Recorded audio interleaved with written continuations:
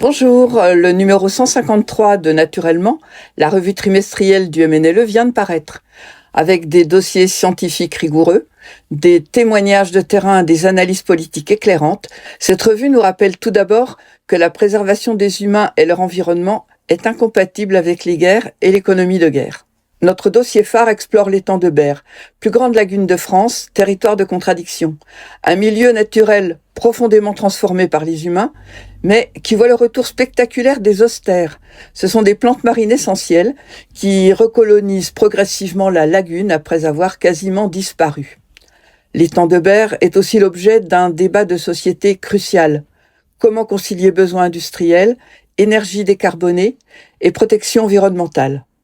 Pascal Basile et Charles-François Boudouresque nous éclairent sur cette reconquête écologique complexe, tandis que Jean-Claude Chenet replace ces questions dans leur contexte politique et économique, soulignant que l'étang reste prisonnier de ses paradoxes. Daniela Banarou, biologiste marine, nous alerte quant à elle sur une réalité inquiétante.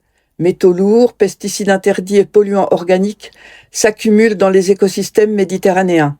Ces contaminants remontent la chaîne alimentaire jusqu'à nos assiettes. Certains grands prédateurs, comme le thon, dépassent largement les seuils réglementaires.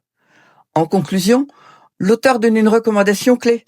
Privilégier les poissons de petite taille et de faible niveau trophique. C'est un article essentiel pour comprendre les risques sanitaires liés à notre consommation de produits de la mer.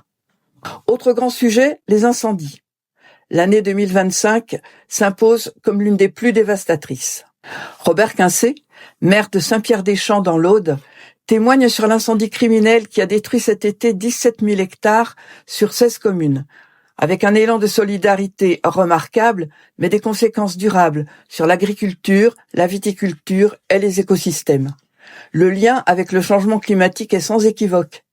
Températures records, sécheresse prolongée, vents violents ont abouti à cette situation dramatique. Nous revenons ensuite sur la 30e université d'été du MNLE, en Haute-Savoie, qui a exploré l'économie circulaire, bien au-delà du tri et du recyclage. Nous en tirons des enseignements clés. L'économie circulaire ne se réduit pas au tri sélectif, c'est un changement de paradigme, incompatible avec le modèle extraire, produire, consommer, jeter. Nous présentons 3 des ateliers.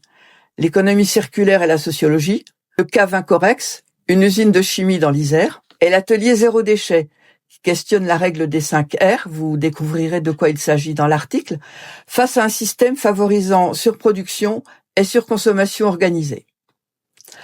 L'invité de ce numéro est Patrick Marlière, un météorologue passionné, qui nous livre son analyse. Les températures moyennes sont en hausse partout en France. Les phénomènes extrêmes sont surmultipliés. Des records sont battus à chaque événement climatique. Et son constat sur le GIEC ?